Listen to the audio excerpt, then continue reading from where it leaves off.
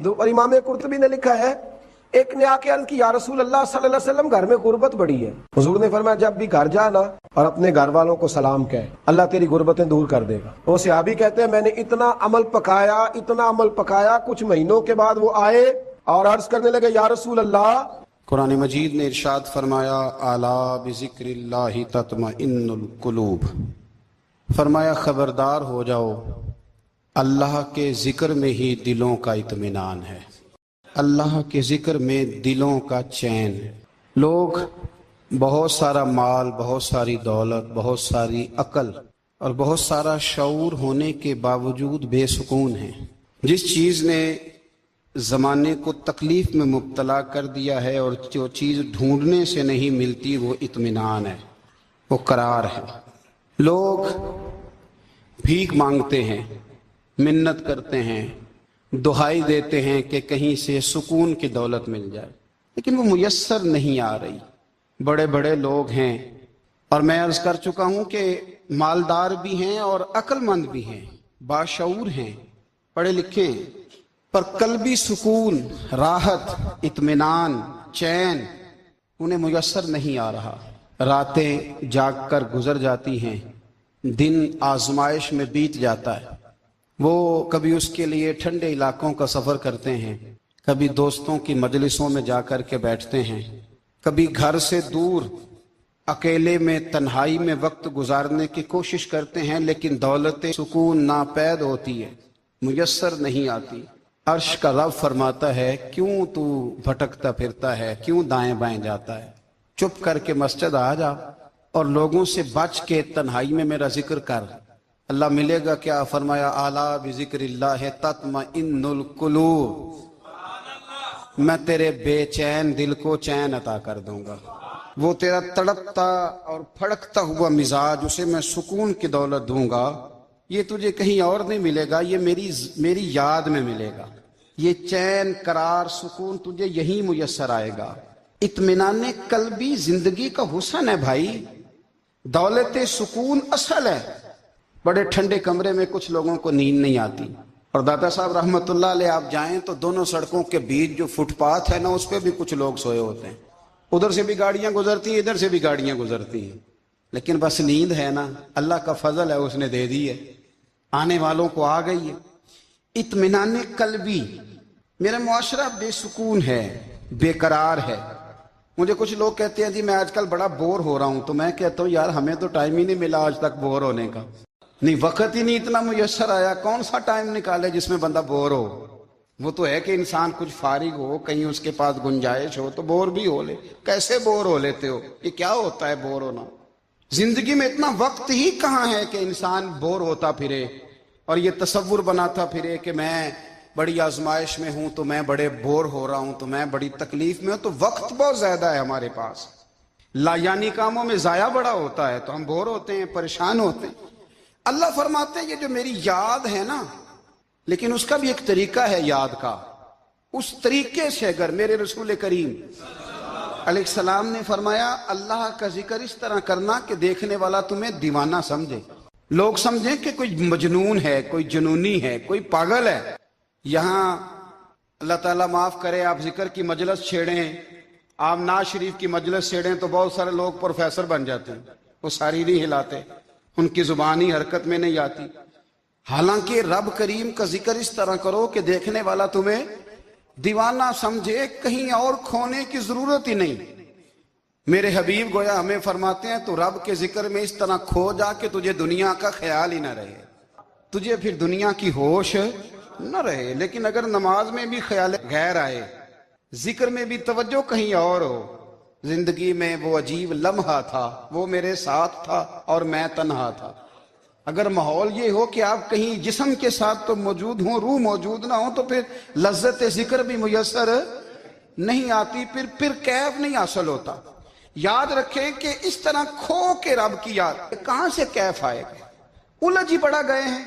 وہ مستی, وہ سرور, وہ کیف جو اللہ کے ذکر میں ہوتا تھا, جو کبھی مرشد کامل کے سامنے بیٹھ کر لوگ اللہ اللہ کرتے تھے تو لگتا یہ تھا کہ یہ یہاں ہیں ہی نہیں, یہ تو کہیں اور چلے گئے ہیں, یہاں موجود ہی نہیں. لیکن اب وہ موج نہیں، وہ شوق نہیں، وہ درد نہیں، وہ ذیل نہیں۔ اقبال تڑپ کے کہا کرتے تھے خرد کی گتھیاں سلجھا چکا ہوں، یار اب مجھے صاحب جنوں کر دے۔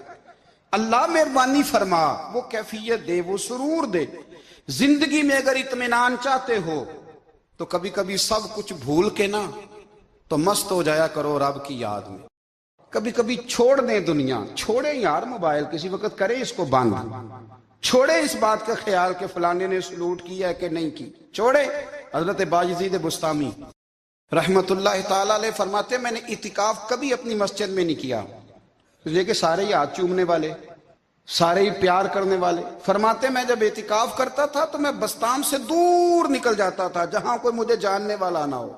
اٹھ بلیا چلو تھے بسیے جتھے وس دے نہیں سارے ینے، نہ کوئی ساڈی ذات پچھانے تے نہ کوئی سانو مننے، چل ادھر چلیں۔ اٹھ بلیا چلو تھے وسیے جتھے وس دے نہیں سارے ہی ینے، نہ کوئی ساڈی ذات پچھانے تے نہ کوئی سانو۔ اتنا شوق ہے سلوٹ کرانے کا، اتنا شوق ہے تعارف کرانے کا، اتنا شوق ہے اپنا بتانے کا، تو یہ چیز غلبہ کر جاتی ہے، پھر نام رہ جاتا ہے، روح نہیں رہتی، پھر وجود رہ جاتا ہے، پھر باطن کی کیفیت نہیں رہتی۔ خدا را اپنے آپ کو بے چین نہ کرو، بے قرار نہ کرو، بے سکون نہ کرو، رب کی یاد میں آ جاؤ، درود و سلام میں آ جاؤ، نعت کے حسن میں آؤ، تلاوت کی دنیا میں آؤ، سجدوں کے نور میں آؤ۔ آؤ کبھی کھول کے دل مسجد کی صفائیاں کریں، آؤ نہ کبھی کوئی بوڑھا، دادی، نانی، دادا ان کے پاس بیٹھ کے پیر دبا کے اللہ کو راضی کریں۔ یہ کیف والی جگہ ہیں، یہ سرور والی جگہ۔ اتنی بے چین ہماری زندگی ہے، بے قرار ہے، تڑپتے ہوئے لوگ، لڑتے ہوئے لوگ، ایسے لگتا ہے ابھی ایک دوسرے کا گریبان تھام لیں گے، بے قرار، بے چین۔ کسی کو انتظار کا کہا جائے نا کہ 10-20 منٹ کسی کا انتظار کرو تو بعض لوگ مجھے ایسے لگتا ہے جیسے یہ ان کا کلیجہ پھٹ جائے گا۔ ڈاکٹر کے انتظار میں بیٹھے ہیں تو بڑے پریشان ہیں، کسی کو ملنے گئے ہیں کو آدھا گھنٹہ بیٹھنا پڑ گیا تو بڑی دقت میں ہیں۔ اپنے آپ کو سکون دیں۔ آپ یقین کریں بڑا مزہ آتا ہے کبھی کسی کا انتظار کرنا پڑے تو 2-4 تسبیح درود شریف پڑھی جاتی ہے، یعنی ذوق بن جاتا ہے کہ چلو اللہ نے موقع دیا ہے، کوئی سرکار کو یاد کر لیں، تنہائی مل گئی۔ ہمارا مزاج جس سختی کا شکار ہے وہ سختی آہستہ آہستہ ہمیں زیادہ آزمائش میں ڈال گئی۔ تو میرے بھائی زندگی میں اطمینان حسن ہے، اور وہ سب سے زیادہ اللہ کی یاد میں ملتا ہے، وہ سب سے زیادہ رب کریم کے ذکر میں۔ سب سے زیادہ جو چاہتا ہے نا دل ٹھنڈا رہے، زبان میٹھی رہے، وہ مدینے والے محبوب پہ درود و سلام پڑھا کرے، وہ حضور پہ درود و سلام پڑھا کرے، زبان میٹھی رہے گی۔ میرا ذاتی تجربہ ہے کہ جو آدمی اپنے اخلاق سنوارنا چاہے وہ حضور پہ درود شریف پڑھے، جو اپنے اخلاق سنوارنا چاہے، طبیعت کو ٹھنڈا رکھنا چاہے، وہ درود شریف پڑھے، اس کا دل سکون میں آئے گا۔ کچھ کام اور ہیں زندگی میں اطمینان کے لیے، ان کا ہونا بھی بڑا ضروری ہے۔ سب سے پہلے اگر آپ چاہتے ہیں نا زندگی میں سکون ہو تو حقیقتوں کا سامنا کرنا سیکھیں۔ آپ جو ہیں وہ رہنا سیکھیں، جو آپ نہیں ہیں وہ بننے کی کوشش نہ کریں۔ حقیقت کا سامنا کرو گے تو زندگی اطمینان میں آ جائے۔ ہم نے نا بہانے بنا لیے ہیں، ہیلے بنا لیے، جھوٹ کے سہارے اپنے آپ کو اونچا کر لیا۔ ایک آدمی سے کہا جاتا ہے تو رشوت نہ لے، تو کہتا ہے میں غریبوں سے نہیں لیتا۔ تو میرا سوال یہ ہے کہ امیروں کا حساب لینے کی اللہ نے تیری ڈیوٹی لگائی ہے، تیرے ذمہ لگایا ہے کہ تو امیروں کا حساب کر، تمہیں کیا ضرورت پڑی ہے؟ ہم نا بہانہ کرتے ہیں، رشوت لینے والے کا الگ بہانہ ہے اور سفارش والے کا الگ بہانہ ہے۔ حقیقت کا سامنا کریں، حقیقت کا۔ جو میرے ذمہ داریاں ہیں وہ میں نے پوری کرنی، جو آپ کی ذمہ داریاں ہیں وہ آپ جان نہ چھڑائیں، حقیقت پسند بنیں۔ میرے رسول کریم، پھر پڑھیے درود شریف صلی اللہ تعالی علیہ وسلم۔ حضور صلی اللہ علیہ وسلم نے فرمایا کہ میری بیٹی سیدہ فاطمہ الزہرا رضی اللہ تعالی عنہا صرف جنتی نہیں، جنتی عورتوں کی سردار ہے۔ لیکن حضور نے یہ بھی فرمایا کہ فاطمہ یہ خیال رکھنا اگر اللہ نے حساب پوچھا تو حساب تم نے خود دینا ہے۔ حقیقت کی طرف توجہ کرائی حضور نے، وہ صرف جنتی نہیں، جنتی عورتوں کی سردار ہیں، پر حقیقت کی جانب توجہ۔ میں حقیقت یہ ہے کہ اگر مالک نے حساب پوچھا تو اس کی تیاری بھی کرنی ہے۔ دیکھیں نا ہمیں کچھ یقین نہیں، اللہ معاف کرے کہ ہمارا حساب کیسا ہوگا، لیکن کتنے آزاد ہیں، یعنی بڑی دلیری سے بندے کہتے ہیں فجر نہیں پڑھتا جی، 3 پڑھتا ہوں جی، شاہ رہ جاتی ہے جی، کپڑے صاف، بڑی دلیری سے. اور سیدہ فاطمہ الزہرا نے ساری رات مصلی باز رکھا ہے، حالانکہ انہیں یقین تھا کہ رب مجھے بغیر حساب کتاب جنت دے گا. حقیقت کا سامنا کریں، جو حقوق آپ کے ہیں وہ آپ نے ادا کرنے ہیں، جو ذمہ داریاں ہیں وہ ذمہ داریاں ہیں. دیکھیں نا، حضرت موسیٰ کلیم اللہ علیہ السلام کے پاس اسرائیل روح نکالنے آئے تو حضرت موسیٰ نے تھپڑ مارا، آنکھ نکال دی، واپس گئے. اللہ انہوں نے تو جلال فرمایا ہے، کہا موسیٰ علیہ السلام سے کہیے بیل کی پشت پر ہاتھ رکھیں، جتنے بال ان کے دستے مبارک کے نیچے آئیں گے اتنے 1000 سال ان کی عمر بڑھا دی جائے گی. یعنی میرے کان میں کوئی بتا دے کہ جناب 60 سال بڑھ گئی، کیا آپ کے کان میں کوئی کہہ دے تو خوشی ہوتی ہے کہ نہیں؟ لیکن یہ حقیقت پسندی نہیں، اس لیے کہ 60 بھی گزر جائیں گے، 70 بھی، یہ حقیقت نہیں. حضرت موسیٰ کلیم، چلے میں مثال دیتا ہوں، سمجھ لے 10 بال، حالانکہ بہت زیادہ آتے ہوں گے، 10 بال اگر حضرت موسیٰ کے ہاتھ کے نیچے آئے تو 10,000 سال تو عمر بڑھ گئی نا. 10 یعنی 10 سال نہیں، 10 100 نہیں، 10 بہت زیادہ تھی نا. تو حضرت موسیٰ کلیم اللہ علیہ السلام سے آ کے عرض کیا گیا، حضور بیل کی پشت پر ہاتھ رکھیں، جتنے آپ کے ہاتھ کے نیچے بال آئیں گے اتنے 1000 سال عمر بڑھ جائے گی. تو حضرت موسیٰ نے حقیقت پسندی والی بات کی، فرمایا پھر کیا ہوگا؟ 10,000 سال کے بعد پھر کیا ہوگا؟ کہا حضور جانا تو پھر بھی ہے. فرمایا پھر ابھی چلتے ہیں. اگر جانا ہے نا، جانا ہے تو پھر، اگر جانا ہے تو پھر ابھی. اور سجنوں، اگر نماز پڑھنی ہے تو ابھی کیوں نہیں؟ اگر داڑھی رکھنی ہے تو پھر رمضان کا انتظار کیوں کریں؟ ابھی کیوں نہیں؟ اگر سچ بولنا ہے تو پھر، اگر رزق حلال کھانا ہے تو پھر انتظار کاہے کا؟ حقیقت ہوتی ہے، بہانہ ہوتا ہے. حقیقت چھپ نہیں سکتی بناوٹ کے اصولوں سے، کیونکہ خوشبو آ نہیں سکتی کبھی کاغذ کے پھولوں سے. یہ بات یاد رکھیں. اگر جانا ہے تو حضرت کلیم فرمانے لگے پھر 10,000 سال کے بعد بھی جانا ہے. تو آج بھی ہمیں بے قراری زندگی میں اس لیے کہ ہم حقیقت پسند نہیں، ہم بہانوں میں، ہم ہواؤں میں جیتے ہیں، ہواؤں میں، خیالات میں زندگی گزارتے ہیں. بڑا ٹائم پڑا ہے. مثلاً کتنا میرے رسول کریم صلی اللہ تعالی علیہ وآلہ وسلم نے ایک دن صحابہ سے فرمایا تمہیں حیا نہیں آتی؟ حضور کیا ہوا؟ فرمایا وہ والے مکان بناتے ہو جن میں تم رہ نہیں سکتے، وہ والا مال جمع کرتے ہو جو کھا نہیں سکتے، حیا نہیں آتی؟ عرض کی حضور حکم کریں. تو محبوب فرمانے لگے جوتے کا ایک تسمہ بند کرتا ہوں تو سوچتا ہوں دوسرا بند کرنے سے پہلے موت آ جائے گی. ایک سانس اندر جاتی ہے تو دوسرا آنے سے پہلے میں یاد کرتا ہوں کہ مجھے دنیا سے جانا ہے. تمہیں حیا نہیں آتی؟ وہ مکان بناتے ہو جن میں رہ ہی نہیں سکتے، وہ مال جمع کرتے ہو جو کھا. حقیقت پسند نہیں بھائی. ہم بہت سارے لوگ ہیں بڑی باتیں سناتے ہیں، بڑی، میں کہتا ہوں اصل میں نا زیادہ باتیں سنا کے نا بیچارہ اپنے آپ کو مطمئن کرنا چاہتا ہے. اصل بات یہ ہے کہ اندر سے نا ہلا ہوا ہے، کچھ بھی نہیں، بڑا زیادہ ہنستا ہے اور مجھے لگتا ہے کہ کوئی گہرا زخم چھپا رہا ہے. اس لیے ملمہ سازی، حقیقت پسند بنو، حقیقت پسند. یاد رکھنا، من ترک صلاۃ متعمدا فقد کفر. میرے رسول نے حقیقت بیان کی، فرمایا جس نے ایک نماز بھی جان بوجھ کے چھوڑی اس نے رب کے رب ہونے کا انکار کیا، اس نے کفران نعمت کیا. یہ حقیقت ہے، کوئی کلیریفیکیشن نہیں، کوئی وضاحت نہیں. جو نماز نہیں پڑھتا جھوٹ بولتا ہے، غلط بیانی کرتا ہے. جو شخص رزق حرام کما کے کہتا ہے کہ اس کے بغیر گزارا نہیں چلتا، وہ جھوٹ بولتا ہے. اس لیے کہ رب فرماتا ہے جب تجھے پیدا کیا تو تیرا رزق میرے ذمہ ہے. اللہ فرماتا ہے کہ لا یکلف اللہ نفسا الا وسعها، میں کسی پر وہ بوجھ نہیں ڈالتا جو اٹھا نہ سکے. نماز فرض کیا اس کا مطلب ہے ہم پڑھنے کے قابل ہیں. اس نے ہمارے ذمہ داریاں لگائی ہیں تو مطلب یہ ہے کہ ہم ذمہ داریاں ادا کرنے کے قابل ہیں. ورنہ وہ کہتا ہے میں وہ بوجھ ڈالتا ہی نہیں جو تجھ سے اٹھایا نہ جائے. اگر چاہتے ہو کہ زندگی میں اطمینان ملے تو خدا را حقیقت پسندوں والی زندگی گزارو. یہ فضاؤں میں زندہ رہنا، ہواؤں میں، اللہ بڑا معاف کرنے والا ہے، اللہ بڑا کریم ہے، معاف کر دے گا. تو بھئی یہ بات صحابہ کو بھی پتا تھی، یہ اہل بیت کو بھی خبر تھی. تو وہ تو ایک ایک بات کا لحاظ کرتے تھے. یہ غوث اعظم کو بھی پتا تھی، یہ ان کے والد کو بھی پتا تھی جنہوں نے کسی کا ایک سیب کھا لیا تھا تو 12 سال اس کے گھر میں نوکری کرتے رہے. انہیں نہیں پتا تھا اللہ بڑا کریم ہے، معاف کر دے گا، ایک سیب ہی ہے نا. تو حقیقت پسندی آپ کو سکون دے گی. اور اگر آپ نے اپنے آپ کو غیر مطمئن کیا ہوا ہے، بات کچھ اور ہے، اور آپ نے اپنے آپ کو ڈال کسی اور طرف لیا ہے، تو پھر آپ کو سکون مل سکتا؟ سکون حقیقت پسندی میں، اصل میں سکون ہوتا ہے، اداکاری میں سکون نہیں ہوتا۔ تیسری بات سنیں، اگر آپ چاہتے ہیں زندگی میں مطمئن رہیں تو دنیا داروں سے امیدیں توڑ دیں، اللہ اور اس کے رسول سے امید وابستہ کریں، اولیاء اللہ سے امیدیں وابستہ کریں، صحابہ اور اہل بیت سے امیدیں، اللہ اور اللہ والوں سے امیدیں، دنیا داروں سے امیدیں۔ آپ کو پتہ ہے دنیا دار کی تباہی کب ہوتی ہے؟ جب انہیں خوش آمدی مل جاتی ہے۔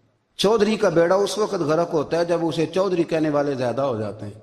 سیٹھ صاحب اور نواب صاحب بیچارے تباہ تب ہوتے ہیں بھولے پن میں، جب ان کے دائیں بائیں ریلا ہوتا ہے سیٹھ صاحب کہنے کا۔ لوگ انہیں کھانا چاہتے ہیں، پیار ان کا نہیں ہوتا، ان کی جیب کا ہوتا ہے، محبت ان سے نہیں ہوتی، ان کی کرسی سے ہوتی ہے، ضروریات کا پیار ہوتا ہے، تباہ کر دیا جاتا ہے۔ ہماری ساری توقعات دنیا داروں سے وابستہ ہو گئی ہیں، ناراض نہ ہونا۔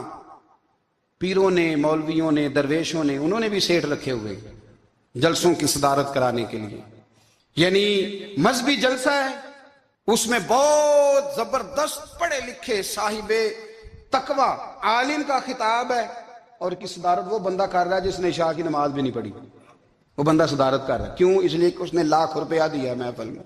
خدا را دنیا داروں سے امیدیں چھوڑ دیں، ورنہ آپ کمزور پڑ جائیں گے، آپ کی امیدیں ٹوٹیں گی۔ کتنا کمزور ہے وہ شخص جو 2-4 ہزار کے لیے کسی بندے کی چاپلوسی کرتا ہے، اس کے پیچھے بھاگتا ہے، خوش آمدیں کرتا ہے، تھوڑے سے نوٹوں کے لیے۔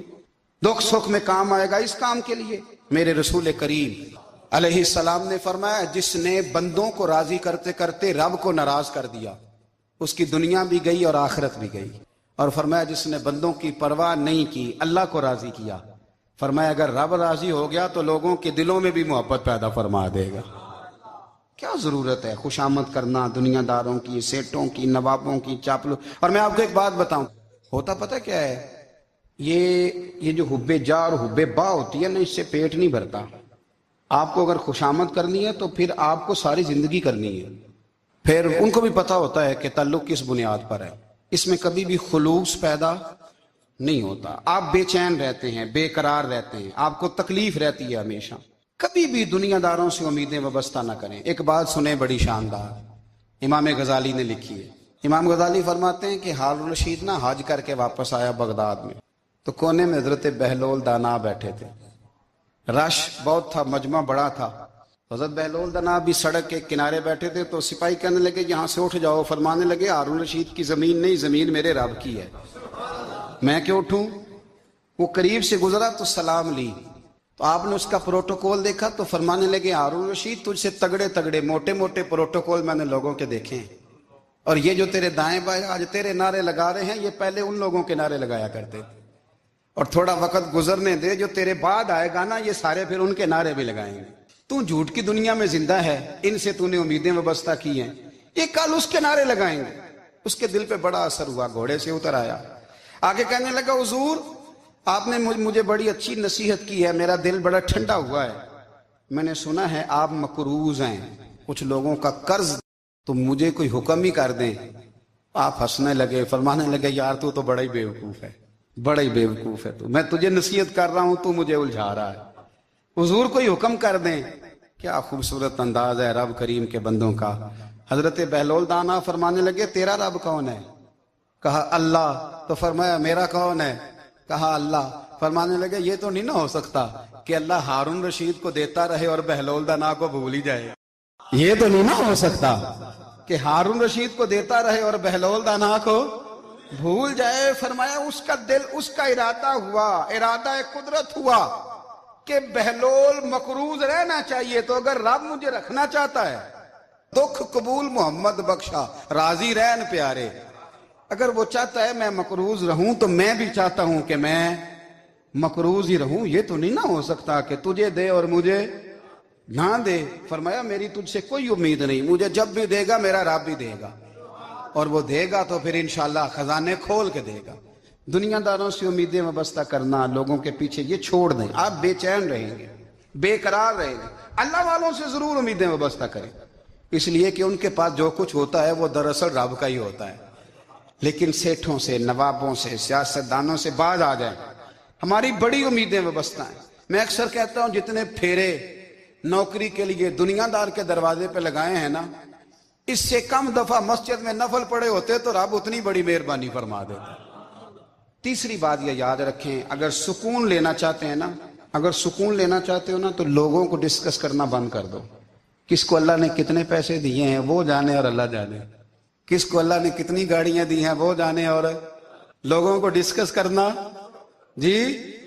یعنی میں ایک جگہ بیٹھا تھا تو ایک صاحب گاڑی والا گزرا، گاڑی میں بیٹھ کے، اس کا پڑوسی تھا، کہندا تھا منہ ہے کار والا، میں کہ وہ تے ہے تاں ہی بیٹھا ہے، تے ہن میں کہ سمجھانا سی نا انہوں، میں کہ توں تے میں حساب لائیے بھی ساڈے کول کوئی نہیں، وہ تے ہے، لیکن نا اللہ نے اسے دی ہے نا، تو اللہ نے چاہا نا وہ کار میں بیٹھے، تو جس نے پھٹے پہ بیٹھ کے یہ تبصرہ کیا کہ منہ ہے کار والا، میں کہ ابھی وہ تے ہے تاں کار ہے۔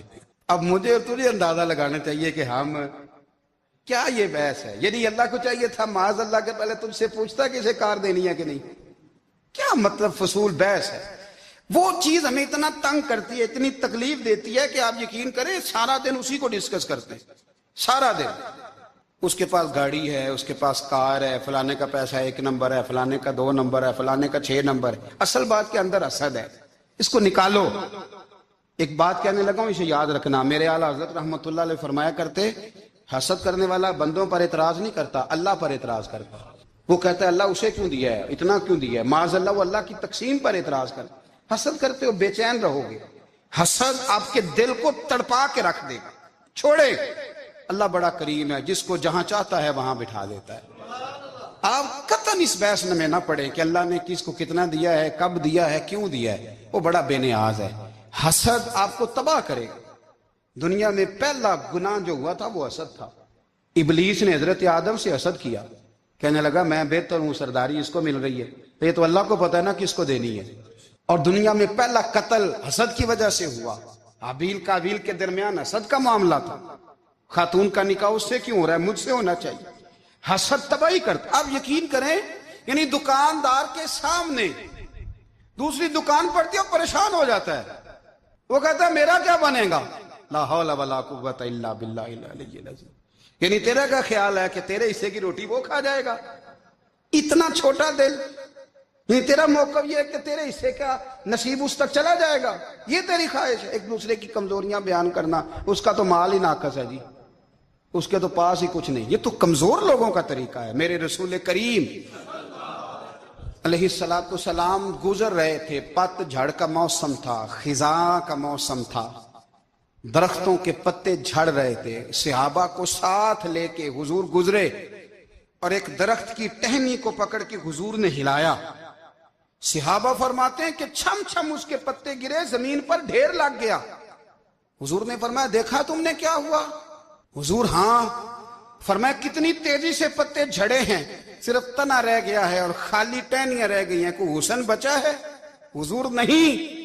تو نبی کریم فرمانے لگے جو حسد کرتا ہے نا اس کی نیکیاں بھی اسی طرح جھڑ جاتی ہیں، اسی طرح۔ اور ایک جگہ حضور فرمانے لگے جس طرح راکھ لکڑی کو آگ کھا جاتی ہے، جس طرح لکڑی کو آگ، جب آگ کھا جائے تو پھر لکڑی کو لکڑی نہیں کہا جاتا، راکھ کہا جاتا ہے، کوئلہ کہا جاتا ہے، اس کی اصل باقی یعنی اسے کھائی جاتی ہے۔ تو حضور علیہ السلام فرمانے لگے جس طرح آگ لکڑی کو کھا جاتی ہے، فرمایا اسی طرح حسد نیکیوں کو کھا جاتا ہے، نیکیاں رہتی نہیں۔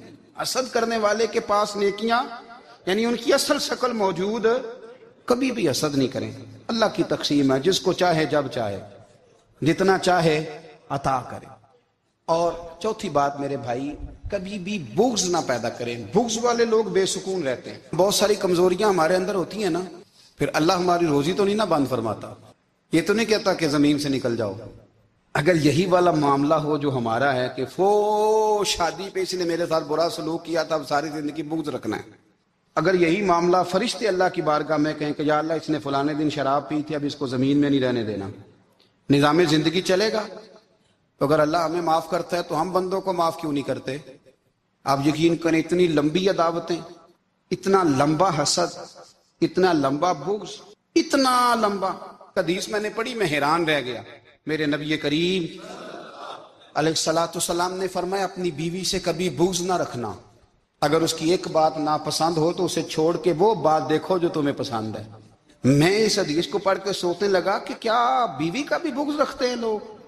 اب حضور نے کہا ہے تو اس کا مطلب ہے لوگ بیوی کا بغض بھی رکھتے ہیں۔ اب اس پر استدلال کر کے مجھے کہنا پڑے گا کہ سسرال والوں کا بغض بھی رکھتے ہیں، کہنا پڑے گا کہ بھائی کے سسرال والوں سے بھی بغض رکھتے۔ اس حدیث کی روشنی میں سمجھا کہ لوگ بھابھی کا بغض بھی بغض رکھتے ہیں، بغض، ورنہ عادتیں تو ہماری بھی کئی بری ہوتی۔ اگر عادات ایک وجہ بنے اختلاف کی تو عادتیں تو ہماری بھی کئی بری ہیں، لیکن ہم اپنی بری عادتوں سمیت اپنے آپ سے پیار کرتے ہیں، اور سامنے والے کی ایک بھی عادت بری ہو تو اس سے بغض رکھتے ہیں۔ بغض نہ پیدا کریں۔ میرے نبی پاک علیہ الصلوۃ والسلام نے فرمایا کچھ چیزیں تمہارے دین کو مونڈ ڈالیں گی، تباہ کر دیں گی، کاٹ دیں گی۔ حضور کون سی؟ فرمایا حسد، تکبر اور بغض، یہ تمہارے دین کو تباہ کر دیں۔ ہم بے چین اس لیے ہیں کہ ہم نے بہت سارے لوگوں کا بغض پالا ہوا ہے، اور ہر فیلڈ میں سیاستدان نے سیاستدان کا، ذاتیات پر اتر کے بات کرتے ہیں، معزز ترین لوگ، تاجر نے تاجر کا، الا ماشاءاللہ بعض جگہ پہ اہل علم بھی ایک دوسرے سے عداوت رکھتے ہیں۔ خدا را دل رب کریم کے آنے کا ٹھکانہ ہے، یہ صاف ہوگا تو اس میں رب رسول کے جلوے ہوں گے، اگر اس میں عداوت ہو، اس میں بغض ہو، اس میں کینہ ہو، نفاق ہو۔ سنیں میرے رسول کریم حضرت ابو بکر صدیق رضی اللہ تعالیٰ عنہ کہتے ہیں میں رو ہی پڑا۔ مکہ فتح ہوا نا تو اکرمہ بن ابو جہل نے پیغام بھیجا کہ میں نا کلمہ پڑھنے کے لیے آ رہا ہوں۔ بات لمبی ہے، میں موضوع پہ رہنا چاہتا ہوں۔ کہتے ہیں جب وہ آنے لگا نا تو نبی پاک نے ہم سب کو بلایا، ہم حاضر خدمت ہوئے تو حضور فرمانے لگے کہ اس کے باپ نے نا بڑا ظلم کیا ہے ہمارے ساتھ، ابو جہل نے بڑا ستایا ہے، بڑی تکلیف دی ہے۔ آپ مجھے بتلائیں کہ وہ ایک دفعہ کسی شادی پہ بحث ہوتی ہے بیوی کے بھائی کے ساتھ، پھر ساری زندگی اس بیچارے کو معافی، وہ 10 دفعہ گھر آتا ہے معافی مانگنے پر سوال ہی نہیں پیدا ہوتا، میں او ہو مجھے ہی کہہ دیا، پھر مجھے ہی کہہ دیا آپ نے، اور میری شان میں بے ادبی، اور پھر میں معاف کر دوں؟ توبہ توبہ توبہ، یہ کیسے ہو سکتا ہے؟ میری ناک نیچی ہو جائے گی، اور آپ نے مجھے کہہ دیا، سوال ہی نہیں پیدا ہوتا۔ اور یہ رونا میں اکثر ہوتا ہوں کہ شادی والے دن داماد صاحب کا زیادہ دماغ خراب ہوتا ہے۔ جب چھوٹی سالی کی شادی ہوتی ہے نا، اس دن اس کو بخار چڑھتا ہے، کوئی اس کو کان میں کہتا ہے تیری عزت نہیں کر دے، اس دن اس کا دماغ خراب ہو جاتا ہے، بچے اٹھا کے نکل آتا ہے، وہ بیچارہ سسر منتیں کر رہا ہوتا ہے کہ تیری مہربانی آ جا، یہ عزت کرا رہا ہے۔ تو میں نے کہا احتجاج کر کے جو عزت کرائی جاتی ہے وہ عزت نہیں ہوتی۔ ہاں یہاں مانگ کے عزت لیتے ہیں لوگ، یا احتجاج کی کوئی عزت ہے؟ آپ کے اندر کمالات اتنے ہوں کہ آپ کی عزت کرنے کو دل چاہے، یعنی مزہ آئے، یعنی لطف آئے، یعنی آپ دور بیٹھے ہوں تو کسی کا دل کرے آپ کو اسٹیج پہ بلانے کے لیے۔ یہ کیا بات ہوئی کہ چھائے جانا اور بھاگ کے آگے جانا؟ ان سے نکلیں۔ اکرمہ بن ابو جہل کلمہ پڑھنے کے ارادے سے آ رہے ہیں، حضور علیہ السلام نے صحابہ کو بلایا۔ کتنی زیادہ عداوت رکھی جا سکتی تھی معاذ اللہ؟ کب سے وہ چلا تھا ظلم کرنے، اور اس کے بعد اس کا بیٹا شروع ہو گیا۔ کتنی باتیں تھیں جو ناقابل معافی تھیں، پر کریم رسول نے ہمیں بتلایا ہے کہ سکون والی زندگی کہتے کس کو ہے۔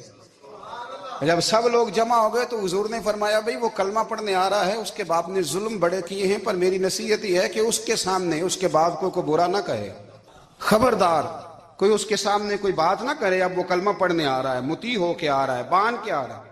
کہتے ہیں اللہ کے رسول نے نا کافی دیر تک خطبہ دیا، بریفنگ دی، بات سمجھائی۔ جناب صدیق اکبر کہتے ہیں میں رو پڑا۔ ایک صحابی مجھے کہنے لگے تمہیں کیا ہوا؟ تو میں نے کہا میں مصطفیٰ کی رحمت پہ رو رہا ہوں، دیکھو کن کے لیے حضور گراؤنڈ بنا رہے ہیں، دیکھو کن کے لیے حضور تیاری کر رہے ہیں، جنہوں نے ساری زندگی دشمنی کی۔ خدا را یہ اندر سے عداوتیں نکال پھینکو۔ او بھائی اتنا تو لمبا ٹائم ہی کوئی نہیں، اتنا تو وقت ہی کوئی نہیں، اس کو صاف رکھو۔ بندہ کوئی کر بھی گیا تو کوئی حرج نہیں، چنگی مندی سجنا کولوں 100 واری ہو جاندی، یار یاراں دا گلا نہیں کر دے، اصل پریت یار یاراں دا جڑا گلا کردا جے یار نہیں جی ہوندا۔ ہاں پکی بات، پکی پیڑی۔ میرا ایک سنگی مجھے آ کے آنے لگا فلانی جگہ بندہ یہ بات کر رہا تھا، میں کہ تو اوتھے ہی سے سوندا سے تم ہی نال ہی سے، میرا تو سجن بات سن ہی نہیں سکتا۔ چنگی مندی سجنا کولوں 100 واری ہو جاندی یار یاراں دا گلا نہیں کر دے اصل پریت جنہ دی. ہاں جو بندے پھر ہوتے اس طرح کے ان کے لیے بھی میاں صاحب نے کہا ہے، ان کے لیے بھی میاں صاحب نے کہا ہے، ان کے لیے بھی آپ نے بات ارشاد فرمائی ہے. آپ نے فرمایا چنگا ہویا لڑ نیڑیوں چھٹا کتے عمر نہیں لنگی ساری، بے قدران دی یاری کولوں توبہ لکھ لکھ باری. او چنگا ہویا لڑ نیڑیوں چھٹا کتے عمر نہیں لنگی ساری. جو اس طرح کا تھا نا شکوے کرنے والا بغض رکھنے والا، فرمایا بے قدران دی یاری کولوں توبہ، یعنی لاکھ تے لاکھ کنے ہو گئے، یعنی 2 لاکھ باری توبہ کی تھی انہوں نے، گنی نہیں جا سکتی جتنی میاں صاحب نے توبہ کر دی. بے قدرے دوست بے قدران دی یاری کولوں توبہ لکھ لکھ باری، چنگا ہویا لڑ نیڑیوں چھٹا کتے عمر نہیں لنگی ساری. تو مہربانی کریں، ایک تو اگر آپ مطمئن رہنا چاہتے ہیں تو کبھی کبھی نا مست ہو کے ذکر الہی کریں. مست ہو، وہ والا ذکر نہیں جس میں آپ موبائل بھی دیکھ رہے ہیں اور کہانیاں بھی. میرے سامنے کو بندہ جمعے والے دن یا تقریر کے درمیان تسبیح لے کے بیٹھ جائے تو میں اس سے پوچھتا ہوں تو دو کام ایک ٹائم کیویں پہ کرنا ہے؟ میری بھی بات سن رہے ہو، تسبیح پڑھی تو ممکن ہی نہیں. تسبیح تو تسبیح ہے، جب وہ ہوگی تو پھر کوئی اور کام سوال ہی نہیں پیدا ہو. ایک تو ذکر کریں محو ہو، دوسری بات حقیقت کا سامنا کریں. آپ اگر مطمئن رہنا چاہتے ہیں تو حقیقت پسند بنے. تیسری بات حسد چھوڑ دیں، دوسروں کو ڈسکس کرنا چھوڑ دیں. آپ یہ دیکھیں کہ اللہ نے مجھے کیا کچھ دیا، اس پہ راضی رہیں. اور چوتھی بات عداوت چھوڑ دیں، سینے میں کینہ چھوڑ دیں. آپ کی زندگی مطمئن ہو جائے گی، آپ خوشحال رہیں گے. وہ جو آپ لفظ کہتے ہیں نا کہ میں بور ہوں میں پریشان ہوں، اس سے آپ نکل آئیں گے. سخت مشکل جب آتی تھی نا تو صحابہ پڑھا کرتے تھے حسبنا اللہ و نعم الوکیل، نعم المولا. پڑھیے گا حسبنا اللہ و نعم المولا و نعم النصیر. اللہ اپنے فضل سے قبول فرمائے گا. میرے نبی کریم علیہ السلام نے درود و سلام کا بتلایا. ایک صحابی نے عرض کی حضور مسجد میں کیسے داخل ہونا ہے؟ فرمایا مسجد میں جب داخل ہونا تو پہلے مسجد میں داخل ہونے کی دعا پڑھنا، پھر اپنے نبی پہ درود و سلام پڑھنا. حضور نکلنا کیسے ہے؟ پہلے باہر نکلنا تو پہلے دعا پڑھنا، پھر اپنے نبی پہ درود و سلام پڑھنا. ایک نے عرض کی حضور اذان ہو رہی ہو تو کیا کروں؟ حضور نے فرمایا اذان کے کلمات کا جواب دے اور پھر اپنے نبی پہ درود و سلام پڑھ، پھر اپنے محبوب پر. اور امام قرطبی نے لکھا ہے ایک نے آ کے عرض کی یا رسول اللہ صلی اللہ علیہ وسلم گھر میں غربت بڑی ہے. حضور نے فرمایا جب بھی گھر جانا 3 دفعہ سورہ اخلاص پڑھ اور اپنے گھر والوں کو سلام کہے، اللہ تیری غربتیں دور کر دے گا. عرض کی یا رسول اللہ صلی اللہ علیہ وسلم چھوٹی سی فیملی ہے، کئی دفعہ گھر میں کوئی بھی نہیں ہوتا، پھر کیا کروں؟ آپ نے کہا ہے گھر والوں کو سلام کہنا ہے، سورہ اخلاص پڑھنی ہے. تو حضور نے فرمایا جب گھر میں کوئی نہ ہو تو سورہ اخلاص پڑھنا اور اپنے نبی پہ درود و سلام پڑھنا. وہ صحابی کہتے ہیں میں نے اتنا عمل پکایا، کچھ مہینوں کے بعد وہ آئے اور عرض کرنے لگے یا رسول اللہ صلی اللہ علیہ وسلم کمال یہ ہے کہ درود و سلام کی برکت سے میں تو امیر ہوا ہی ہوں، میرے پڑوسی بھی امیر ہو گئے، دائیں بائیں والے لوگوں پہ بھی اللہ نے کرم فرمایا. درود شریف ایک ایسا وظیفہ ہے، درود و سلام ایک ایسی حسین چیز ہے. نبی کریم علیہ الصلوۃ والسلام نے فرمایا مجھ پر نہ دنیا میں اپنی محفلوں میں کثرت سے درود و سلام پڑھا کرو، کثرت سے. فرمایا قیامت کی دشوار گزار گھاٹیوں میں نا یہ تم نے پڑھا دنیا میں ہوگا لیکن یہ قیامت کی گھاٹیوں میں تمہارے کام آئے گا، وہاں تمہیں روشنی دے گا. اور حضور نے فرمایا انا اول الناس بی یوم القیامہ اکثرہم علی صلاۃ. فرمایا قیامت کے دن لوگ اپنے اپنے اعمال کی وجہ سے میرے قریب بیٹھیں گے اور میرے سب سے زیادہ قریب وہ بیٹھے گا جو دنیا میں مجھ پر کثرت سے درود و سلام پڑھنے والا، جو کہنے والا ہوا مصطفیٰ جان رحمت پہ لاکھوں سلام، شمع بزم ہدایت پہ لاکھوں سلام. جو درود و سلام پڑھے، جو درود و سلام کا ذوق پیدا کرے، جو درود و سلام کا شوق لائے، جس کی طبیعت ہو کہ درود و سلام اس کا مزاج بنے. رسول کریم صلی اللہ تعالی علیہ وآلہ وسلم نے ارشاد فرمایا جس نے مجھ پر ایک بار درود شریف پڑھا اللہ اس پر 10 رحمتیں فرمائے، اور جو 10 بار پڑھے گا اللہ 100 رحمتیں فرمائے، اور جو 100 بار پڑھے گا اللہ 1000 رحمت فرمائے. اور حضور فرماتے ہیں جو 1000 بار درود و سلام پڑھے گا نا قیامت کے دن اس کی پیشانی پہ لکھا ہوگا کہ یہ نفاق سے بھی بری ہے اور جہنم کی آگ سے بھی بری ہے. یہ لکھا ہوگا کہ یہ نفاق سے بھی بری ہے اور دوزخ کی آگ سے بھی بری ہے. میرے نبی کریم علیہ وآلہ وسلم کے صحابی حضرت ابی بن کعب رضی اللہ تعالیٰ وہ حاضر خدمت ہوئے، عرض کرنے لگے یا رسول اللہ صلی اللہ علیہ وسلم آپ پر کتنا درود شریف پڑھوں؟ سبحان اللہ، صحابہ کا بھی ذوق دے، کیا انداز گفتگو ہے. عرض کی حضور میں نے ایک ارادہ کیا ہے کہ باقی دعائیں اذکار سارے میں نے جمع کیے ہیں تو 3 حصہ باقی کے سارے ذکر کروں گا، دعائیں کروں گا، اور 1 حصہ نا چوتھا حصہ میں آپ پہ درود و سلام پڑھوں گا. یا رسول اللہ کافی ہے؟ تو نبی کریم صلی اللہ علیہ وسلم نے فرمایا تھوڑا زیادہ کر لے تیرا فائدہ ہو جائے گا. عرض کی حضور ٹھیک ہے، میں آدھا وقت باقی کے اذکار کروں گا اور آدھا وقت درود و سلام پڑھوں گا۔ حضور مسکرائے، فرمایا زیادہ کر لے، تیرا فائدہ ہو جائے گا۔ عرض کی حضور یا رسول اللہ صلی اللہ علیہ وسلم، میں 3 حصے درود و سلام پڑھوں گا، 1 حصہ باقی کے ذکر۔ پتہ نہیں میرے محبوب کا دریائے رحمت کتنے جوش میں تھا، محبوب فرمانے لگے زیادہ کر لے، فائدہ ہو جائے گا۔ عرض کی حضور میں ہر وقت درود و سلام ہی پڑھوں گا۔ حضور نے فرمایا پھر تیری دنیا کے لیے بھی کافی ہو جائے گا، تیری آخرت کے لیے بھی کافی ہو جائے گا۔ رمضان کی گھڑیاں ہو، روزے کی حالت ہو، ہاتھ میں تسبیح ہو، اگر اللہ موقع دے تو مدینے کی یاد ہو، گنبد خضرا کا تصور ہو، انسان باوضو ہو، اور پھر وہ درود و سلام پڑھے، اور پھر اس کی پھر روح جو ہے وہ وجد کرے، پھر اس کا دل کیف میں آئے، پھر زبان سرور میں آئے۔ امام سخاوی فرمایا کرتے تھے جن کو بھی محبوب کا دیدار ہوا ہے نا، کثرت درود و سلام کی برکت سے ہوا ہے، حضور پر درود شریف پڑھنے کی برکت سے ہوا ہے۔ اس لیے کہ جب وہ درود و سلام ذوق سے پڑھتے، شوق سے پڑھتے، تو حضور کی محبت میں گم ہو جاتے۔